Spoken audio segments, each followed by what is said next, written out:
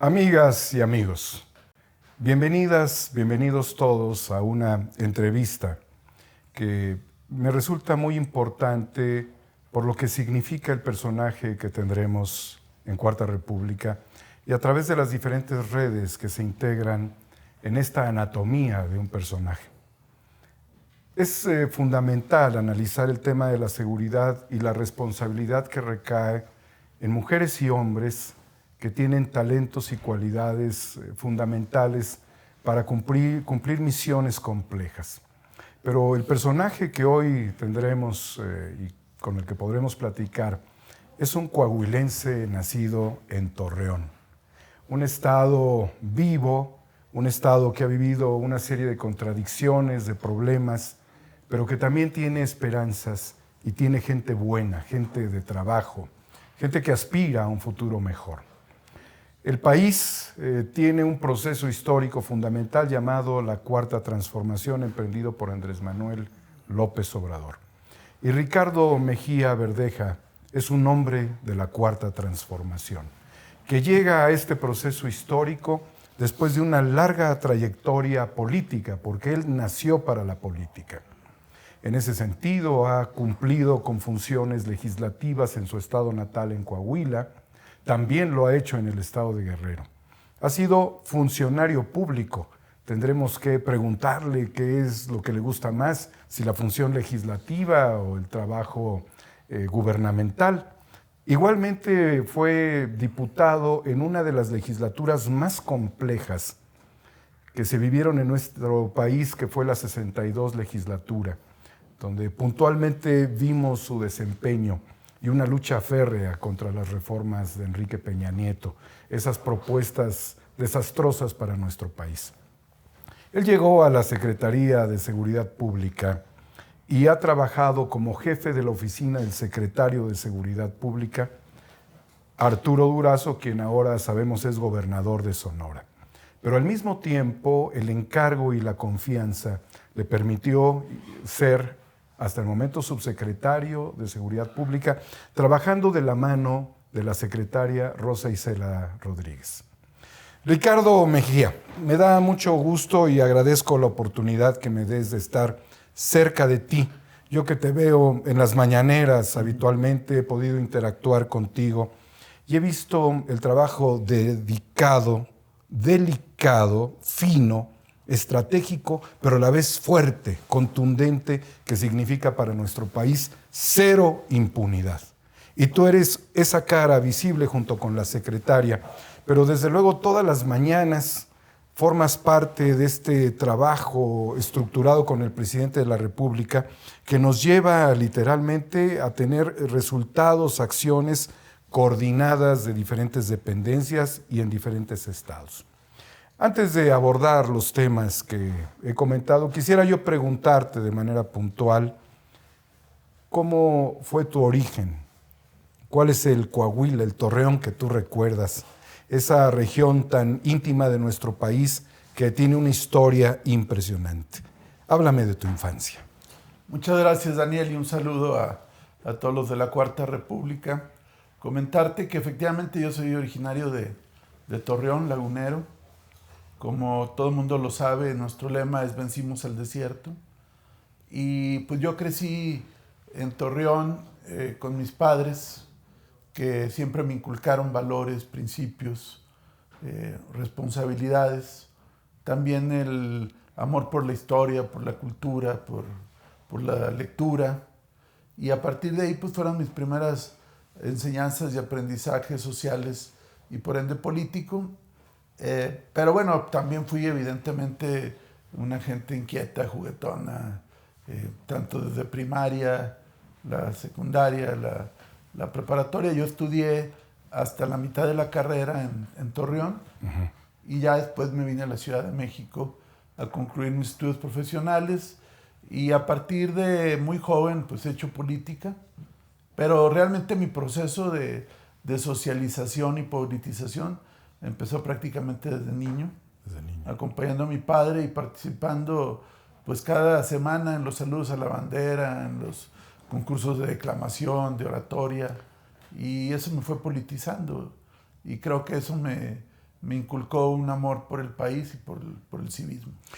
Somos más o menos de la misma edad, tú y yo, Ricardo. Me tocó a mí concursar en un certamen de oratoria, en secundarias técnicas. No sé si tú estabas en ese tipo de secundarias, pero participé también en oratoria y me gustaba la declamación. Teatro también, a mí me gustaba el teatro. Me identifico contigo en esa pasión por la comunicación oral y sobre todo por llevar muy en alto los valores cívicos que tú has señalado que venían en tu infancia.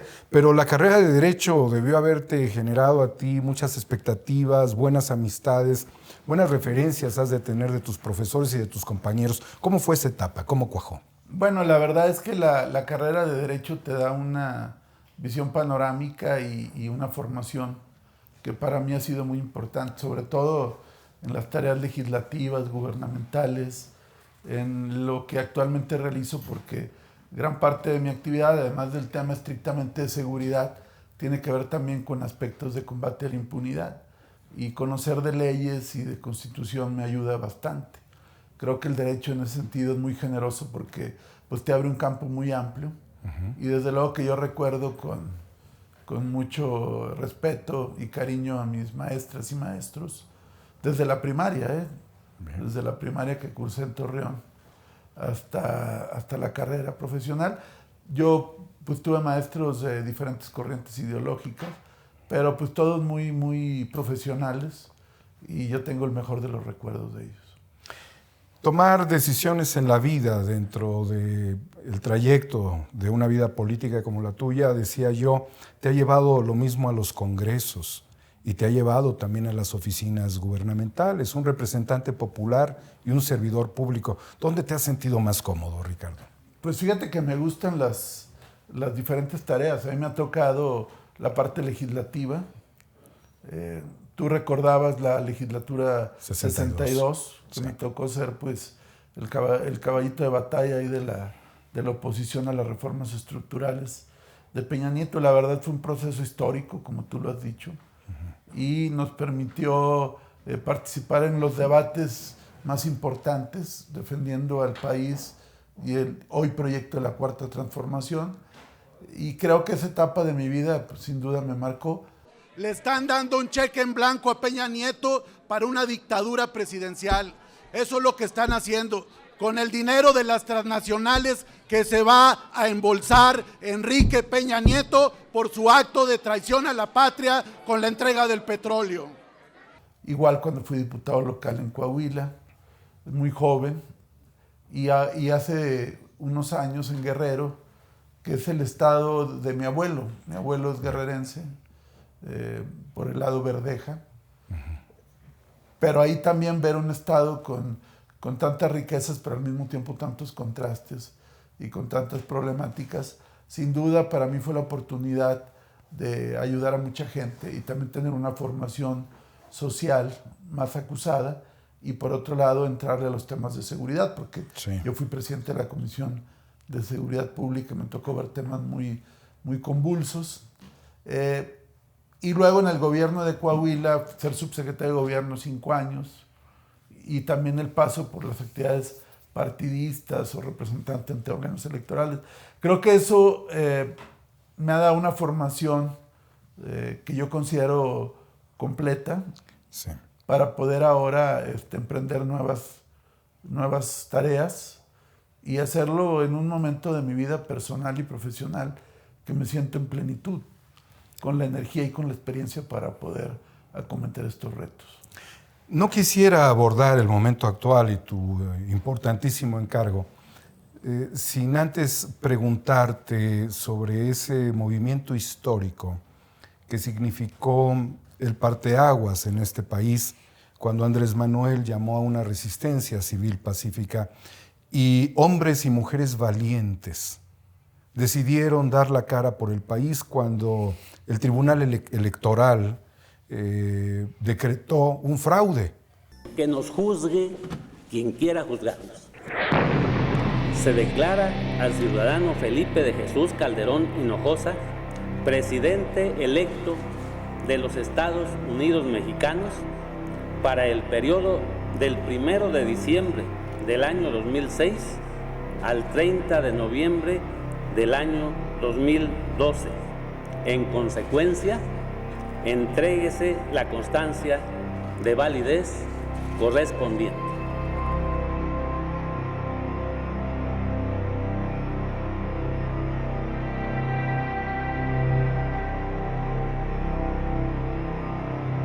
Y con eso Felipe Calderón llegó a la presidencia, una presidencia criticada por el pueblo, como un personaje espurio ocupando ese lugar.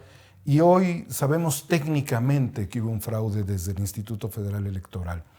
¿Cuál fue esta combinación de sentimientos desde el enfoque de la ley que tú conoces, desde el ver la perversidad de los tribunales, en donde los poderes fácticos estaban por encima del Estado, y así lograron esa imposición, de ver a un pueblo que se lanzó a las calles y de ver a un líder que convocó a esta resistencia en la que tú tuviste un papel muy importante? Pareciera que fue ayer, pero hay generaciones que no han tenido todavía contacto con ello, y ha habido también un abandono relativamente de esto en términos de su importancia histórica. Sí, definitivamente fue, como tú lo dices, un periodo convulso, porque se le negó al pueblo la posibilidad de elegir a su autoridad, pues desde el desafuero, ¿no? Que se quiso torcer ahí la posibilidad de que llegara un líder. No pueden y hacen un segundo desafuero por la vía electoral y por la vía, entre comillas, legal. Y me tocó participar, porque además yo fui candidato a diputado federal en La Laguna, ahí en Torreón, y me tocó pues participar directamente apoyando al presidente López Obrador. Después ver cómo se manipularon los cómputos en ese acto de crueldad extrema donde iba Andrés Manuel y luego empieza a fluir ahí casillas que revierten el resultado, todo el proceso del voto por voto, casilla por casilla, la toma de los comités distritales donde yo participé, y luego el plantón de reforma y toda la lucha postelectoral, y lo que yo considero la etapa más heroica de Andrés Manuel, que fue el gobierno legítimo. Porque como después de un fraude descomunal y que se te venía todo el mundo encima, él se pone a recorrer todo el país. Por eso va a ser un acontecimiento histórico lo de la convención. Va a terminarse una etapa y vamos a inaugurar entre todos una etapa nueva, distinta en nuestro país. Y a la postre creo que esa semilla que siembra se manifiesta en el 2018. Y me tocó acompañarlo y eran periodos complejos, ¿no? Sobre todo para los que estábamos en el norte. La embestida y la guerra sucia todavía fue mucho mayor. Hoy que yo veo en estados del norte cómo esa semilla germinó y se están dando triunfos para Morena y la Cuarta Transformación, pues la verdad es que uno ve ahí que todo es fruto de esa lucha que se libró desde esos años. Allí hay una comunión de pensamientos, ideológica, una fortaleza, la cual da resultados también para nuestro país en el 2018 con la llegada de Andrés Manuel López Obrador a la presidencia de México. ¿Cómo fue la invitación para que integraras parte de la estructura de la Cuarta Transformación en una secretaría que venía de un calderonato que lo destruyó todo, que como un cáncer se fue por los tejidos linfáticos del cuerpo social, desgastando, destruyendo, socavando, violentando, pulverizando el crimen organizado? En estos espacios estaba Genaro García Luna. Ese 2006 trajo mucho dolor, grupúsculos del crimen que se dispersaron por todo el país. Tu estado es una consecuencia también muy marcada de esa época, de ese periodo. ¿Qué dejó el calderonato para México? Pues como tú lo dices, dejó una guerra, dejó una insatisfacción social, y en materia de seguridad pública, pues fue el periodo más perverso, ¿no? Porque tener al secretario de Seguridad como cabeza criminal. Calderón es responsable políticamente y posiblemente en lo judicial. ¿Por qué lo puso? Y es inverosímil que hubiera desconocido el comportamiento de su secretario. pues es ya con ese solo hecho ya es para que ese periodo sea juzgado como uno de los periodos más negros de la historia de México. Y a mí, pues quien me invita es el doctor Alfonso Durazo, el entonces secretario, desde que lo nombran. Sí. Alfonso y yo fuimos diputados federales juntos. Y bueno, él somete esta invitación al señor presidente y entro primero como jefe de oficina. Sí.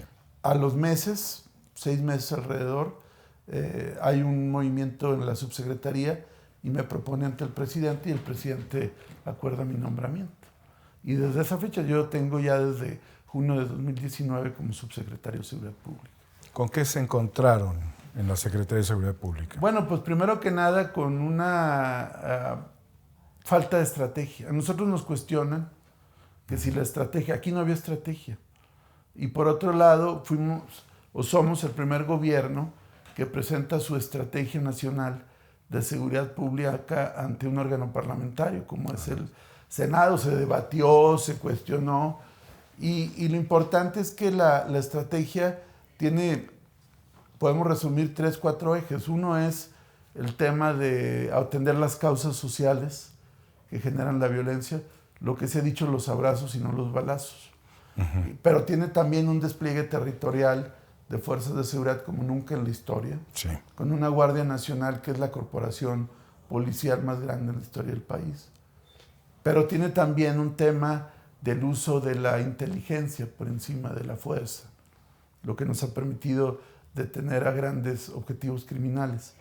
Y el otro punto es la coordinación, a través de un gabinete de seguridad que sesiona todos los días, Sí. presidido por el propio presidente, y mesas de construcción de paz en los 32 estados y 266 regiones. Es decir, hay un cambio total que nos ha permitido disminuir prácticamente todos los delitos patrimoniales, el secuestro más del 70%, el huachicol más del 90%, que era ya un delito que estaba desbordando al Estado mexicano. Y nuestra gran batalla ha sido en el tema de los homicidios, pero aún ahí, después de crecimientos sexenales de casi el 200% con Calderón, del 60% con Peña Nieto, por primera vez hay una baja del 10%, que sigue siendo elevado el número, es cierto, pero pues es un cohete que va en propulsión. Primero hay que pararlo. Claro. Y luego empezar a defenderlo. Y eso es lo que ha pasado con el tema de los homicidios. En ese sentido, la oposición es muy crítica sobre la propuesta, pero pareciera que esta oposición desea volver a los baños de sangre. Es como si tuviesen anhelos de que Genaro García Luna volviera a estas oficinas. Sí, es una confusión, ¿no? Pensar que el Estado tiene que ser igual de criminal que los criminales. Ajá. Lo cual pues, no funcionó en la época de Calderón. El Estado lo que debe hacer, y a mí me toca gran parte el tema del combate a la impunidad, es un esquema de persecución criminal usando la inteligencia, los métodos de investigación, pero al final del día detener a los criminales y presentarlos ante las autoridades. No cometer actos de violación a los derechos humanos, ni caer en esto que el presidente ha descrito como aquello de mátalos en caliente, ¿no? Claro. O sea, el Estado no puede permitir que se pierda la frontera entre el bien y el mal. Ha quedado claro el enfoque humanista también que ha tenido esta secretaría bajo esa línea. Sí, y el enfoque también de género, que es una de las aportaciones adicionales de la secretaria Rosa Isela Rodríguez, donde el tema de atender la violencia feminicida y de género ha sido un tema fundamental. Y muy sentido, como también el tema de los periodistas. Sí, también que han sido temas muy graves que han sacudido al gremio y a la población y que ha permitido a partir de la suma de esfuerzos de la Federación y de los estados, pues avanzar. Digo, no quisiéramos que hubiera este tipo de crímenes, no los deseamos, los rechazamos, los repudiamos, pero al haberse presentado se han tenido ya sentencias, como en el caso de Lourdes Maldonado. Está detenido también los autores materiales intelectuales del caso del fotoperiodista Margarito Martínez. Hay varios detenidos en varios casos. Y hay otros que van bien avanzadas las investigaciones, pero por un tema de evitar que los perpetradores se evadan totalmente, pues no se dice, pero se está atendiendo estos temas. Secretaría de Seguridad y Protección Ciudadana, Guardia Nacional, Centro Nacional de Inteligencia, las Secretarías de Seguridad de los estados, las fiscalías de los estados y la Fiscalía General de la República. Siguiente. ¿Hasta dónde ha llegado el trabajo de esta secretaría? ¿A los sicarios, a los que disparan las balas, o ha llegado a los que pagan las balas? A todos los niveles, desde los financieros, los intelectuales, los halcones, los sicarios y también los narcomenudistas, es decir, a toda la pirámide. Y además no hay un solo grupo criminal que no haya enfrentado detenciones y acciones contundentes. Aquí no se actúa para favorecer a ningún grupo criminal.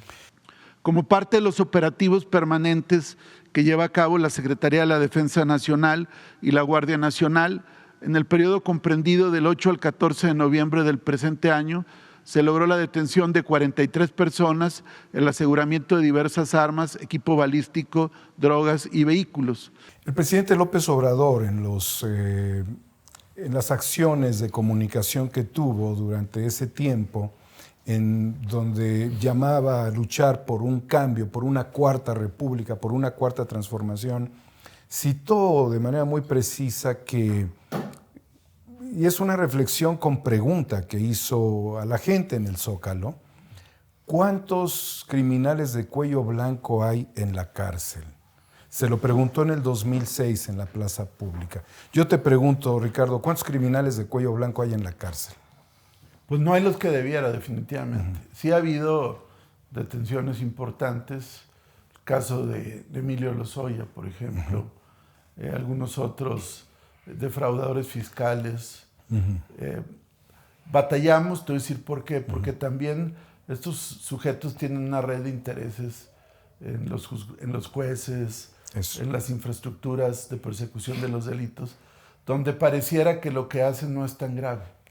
Ahorita estamos, por ejemplo, en el debate de la prisión preventiva oficiosa. Ah, sí. Y entonces un proyecto que ya están circulando propone eliminar del catálogo a los delitos fiscales, a los factureros. Los factureros. O sea, como si ellos no hicieran también delitos muy graves que afectan al país. De miles de millones. Claro. Además. Entonces pareciera que son temas menores y no. Y el presidente nos ha dicho, a ver, la delincuencia común, la delincuencia organizada y la delincuencia de cuello blanco. Todos vamos a perseguirlas y que no haya impunidad. Y eso nos hemos abocado, pero sí con franqueza decirte, Daniel, que hay una red de intereses que todavía protegen a mucha gente. ¿Para qué nos sirven los tribunales y esos que se hacen pasar por jueces si están al servicio de los privilegiados? En ese sentido, Ricardo Mejía, ¿han logrado dentro de la Secretaría barrer a todos estos personajes que de la Policía Federal estarían infiltrando actividades? Sabemos, por ejemplo, que en la Fiscalía pues hay gente de Medina Mora, hay gente que ha estado desde muchos sexenios atrás y que se ha visto con el caso Ayotzinapa, quieren reventar, quieren dinamitar el caso. Y yo le cuestionaba al presidente el mundo al revés, tener que ver a los fiscales o tener que ver a quien ha promovido las investigaciones como Alejandro Encinas, ahora frente a los tribunales de la justicia, y si le va mal en la cárcel y los que están promoviendo estas denuncias, ¿qué pasa en realidad? ¿Se ha barrido la corrupción? Sí, de las se ha barrido, pero está enquistada en muchos lados.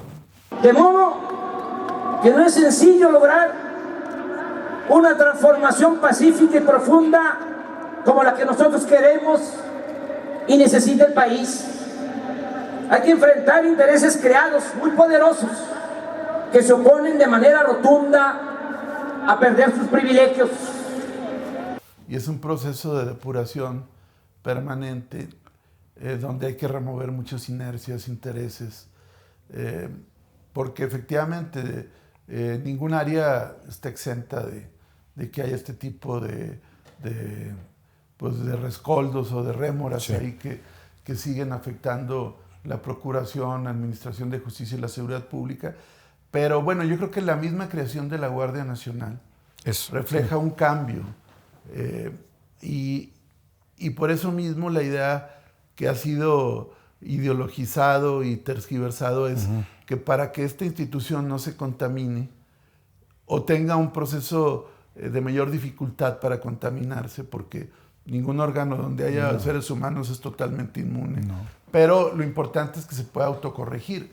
Y en ese sentido vemos que la pertenencia de la Guardia o la adscripción a la Secretaría de la Defensa Nacional va a permitir contar con un cuerpo con mayor disciplina, orden, espíritu de cuerpo, doctrina, y más disciplina para que cuando haya este tipo de situaciones se pueda depurar. Porque la Policía Federal, efectivamente, también hay muy buenos elementos, hay que decirlo, sobre todo en las áreas de investigación, pero desafortunadamente como cuerpo se corrompió. Sí. ¿Y el presidente qué quiere? Pues que no caiga la Guardia Nacional el día de mañana en los mismos defectos. Ahora, si tú partes de la base que en el mejor momento la Policía Federal tuvo 36,000 elementos, imagínate el tamaño de la institución que es la Guardia Nacional, que tiene hoy 118,000 elementos. Por supuesto. Entonces, ¿esto qué implica? Pues un esfuerzo de mucho mayor control para que este cuerpo sea funcional y responda a los intereses del país. Me resulta importante preguntarte sobre el ejercicio de coordinación intergubernamental, el gobierno federal, la responsabilidad que la Secretaría tiene y los estados del país. ¿Qué estados no están respondiendo al llamado de la estrategia nacional? Mira, en general hay un cumplimiento muy importante. Hay resistencias luego en ciertos niveles o ciertas conductas, pero creo yo que en términos generales, más allá de colores partidistas, se entiende que el tema de seguridad es un tema con el que no se puede jugar. Sin embargo, nos parece paradójico que hubo congresos que reclaman permanentemente, o estados que reclaman permanentemente la participación de las Fuerzas Armadas, y por un tema ideológico tienen a su legislatura votando en contra, ¿no? Sí. Creo que son esos casos. Y lo demás, de verdad, no veo ahí un tema muy de fondo, pero tiene uno que estar muy al pendiente. Ricardo, en las mañaneras ha habido pues cierto interés por tu persona, porque los periodistas te ven como un hombre que puede tener una perspectiva política en tu estado. ¿Has soñado, has acariciado la posibilidad de ser gobernante de Coahuila?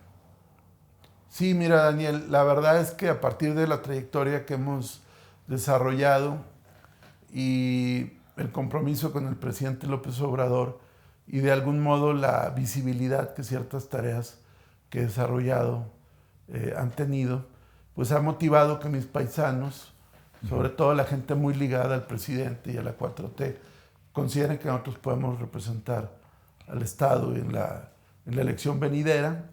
Y la verdad es que ha habido muchas muestras de apoyo que me han motivado a que estemos considerando esa posibilidad, no como una ambición vulgar, como el presidente lo dice. La realidad, te lo digo con franqueza, es quizá el primer puesto en el que yo no digo, oye, yo quiero.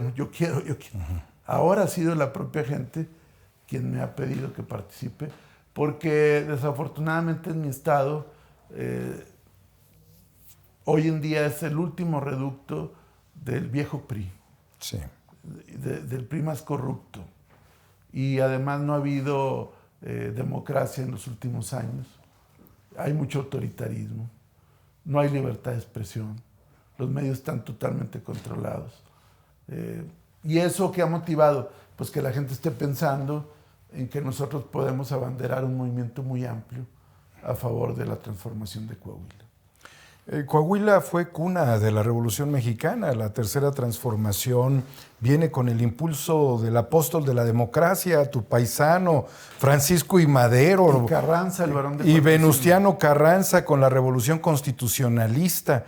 ¿Qué le significó para ti, para un muchacho desde la escuela? Bueno, es que eso es muy importante. Desde niño que acompañaba a mi padre pues siempre veía la majestuosidad de Coahuila en la historia, ¿no? Sí. Sobre todo en la historia de la Revolución, cuando iba yo a la ceremonia del Plan de Guadalupe, que es ahí un acontecimiento en Coahuila, ya no con la importancia de antes, pero sigue siendo, que es donde precisamente Carranza llama a la Revolución Constitucionalista. Sí, claro. Pues yo iba ahí y luego, pues, Parras de la Fuente, que está a 1 hora y 20 minutos de Torreón, pues ahí nació Francisco I. Madero. Y San Pedro, que es parte de La Laguna, que es mi región, pues ahí escribió la sucesión presidencial. Entonces, a donde vas, hay parte de la historia. Entonces, también eso me interpela, porque si nosotros participamos, me refiero a los coahuilenses, de manera tan destacada, en un periodo histórico formidable, ¿cómo es posible que ahora pues, seamos la retaguardia del cambio?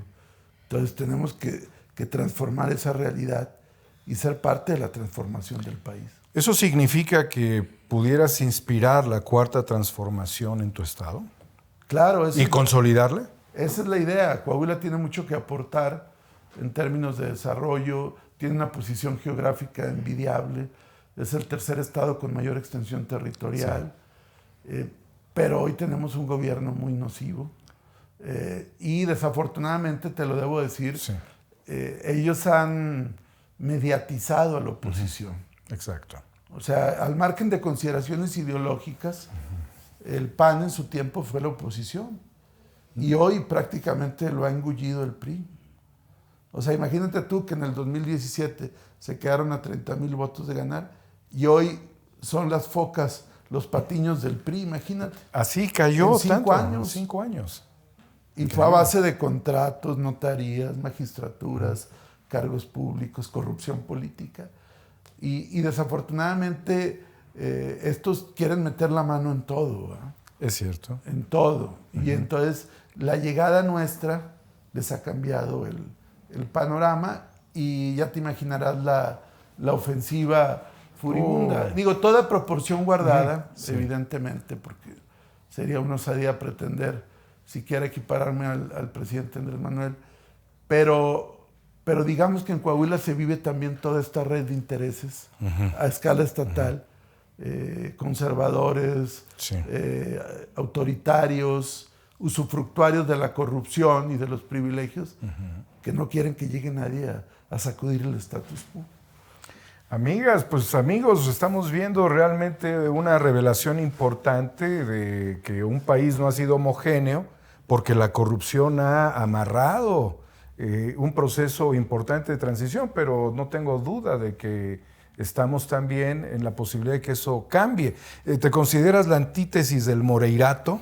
Totalmente. ¿Enemigo de los Moreira? Bueno, no lo podría poner en términos personales, pero sí adversario. Adversario. ¿Y de frontal. quién es más?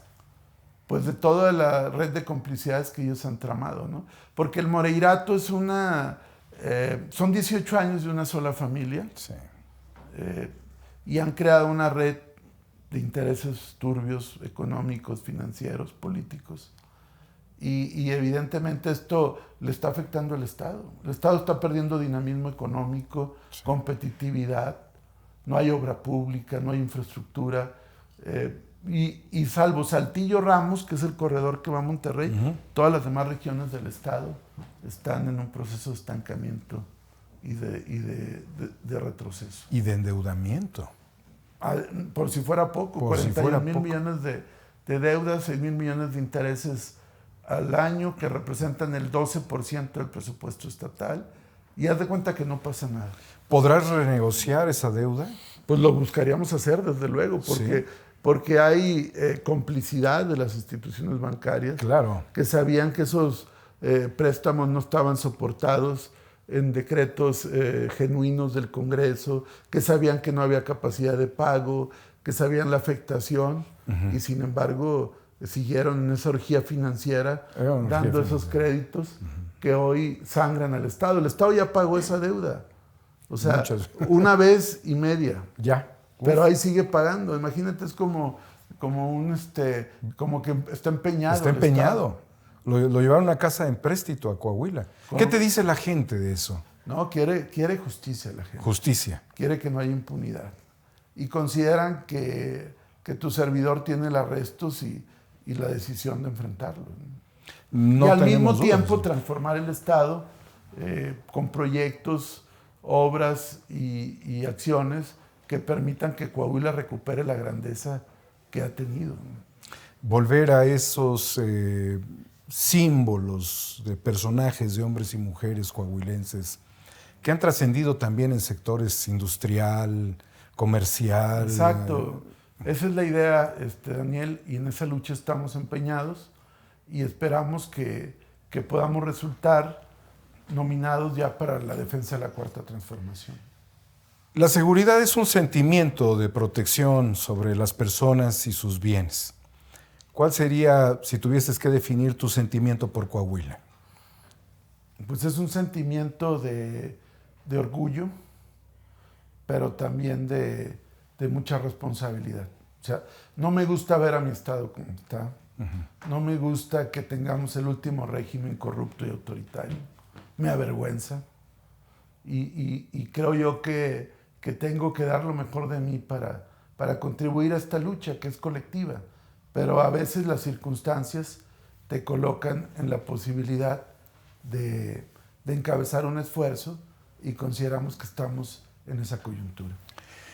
Ricardo Mejía, uno de nuestros amigos, es un grabador, muralista, pintor que ha recuperado los elementos prehispánicos de nuestro país y también hace extraordinarias réplicas de arte moderno, contemporáneo, y le hemos encargado para él que nos represente la figura que tú eres.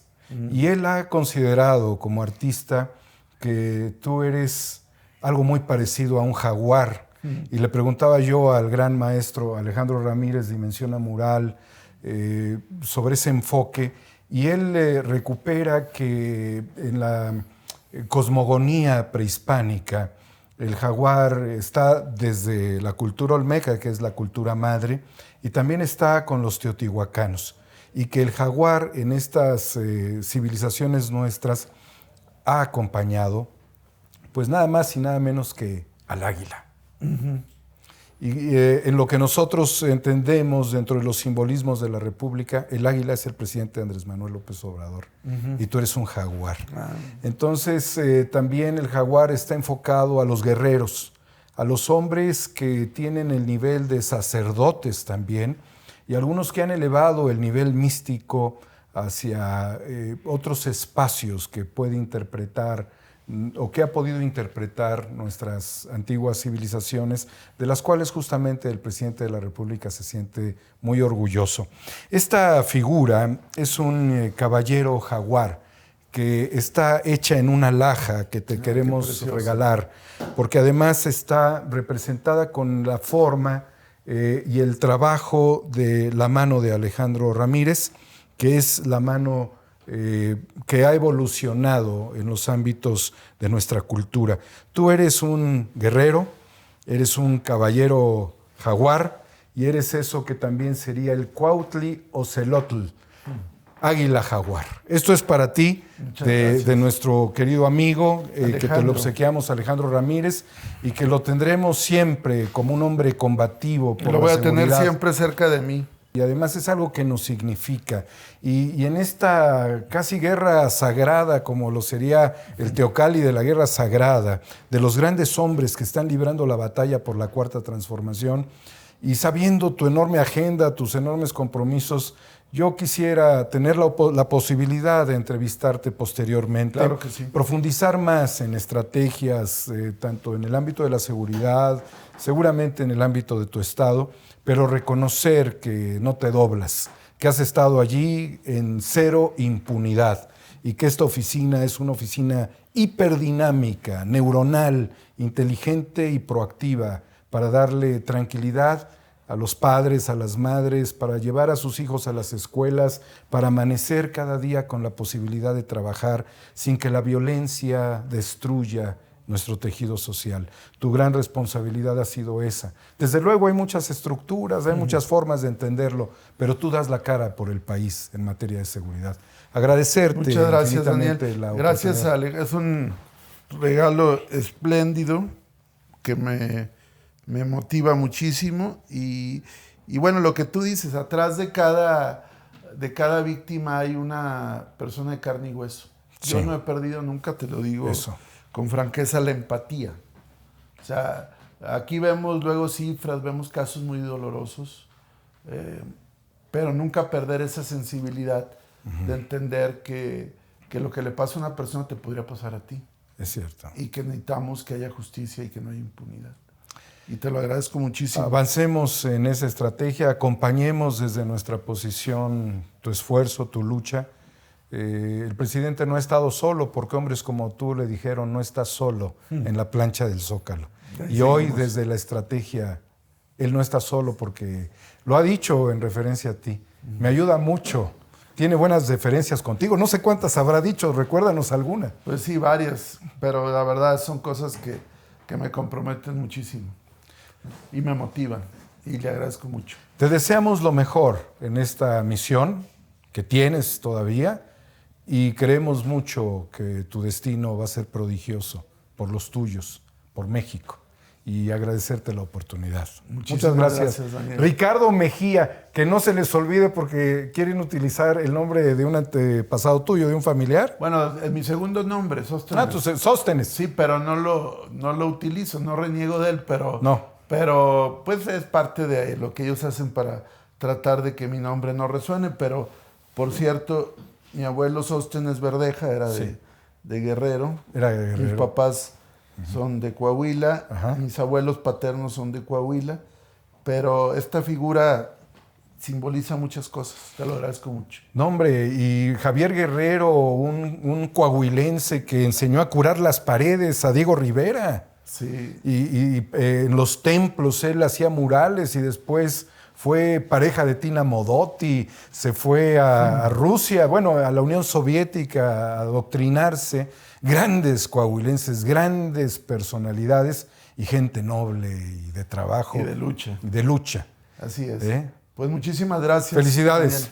Daniel. Gracias. Un enorme placer. Muchas gracias, amigas y amigos. Sigamos, pues obviamente, el trabajo de Ricardo Mejía Verdeja. Continuemos viendo Cero Impunidad en las mañaneras. Amigas y amigos coahuilenses, estén en sintonía con un hombre que puede cambiar el destino para bien de todas y todos los coahuilenses. Muchas gracias. Hasta Gracias, pronto, Daniel. Ricardo. Saludos. Las células todavía vinculadas a esta organización delictiva cometieron diferentes actos de sabotaje y de violencia, pero ya se está tomando el control y desde luego se va a continuar con el proceso penal en contra de esta persona. 3 anteriores, también vinculados a esta organización criminal, ya están vinculados a proceso como presuntos autores materiales y copartícipes de este evento delictivo. No obstante todos estos elementos, el juez decretó de ilegal la detención y los puso en libertad.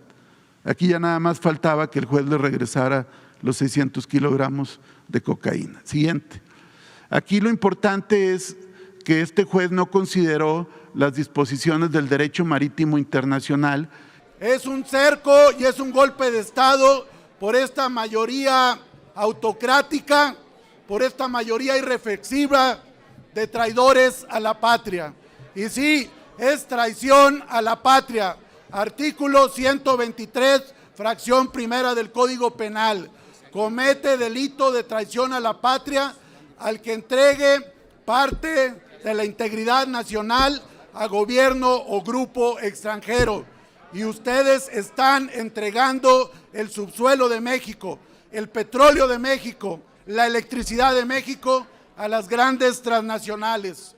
Y en lugar de actuar aquí como representantes del pueblo, actúan como representantes de Exxon, de Texaco, de Halliburton, de Mobil, de la Standard Oil y de todas las transnacionales que se frotan las manos y que ya le llegaron al precio, al Congreso y al Poder Legislativo del país.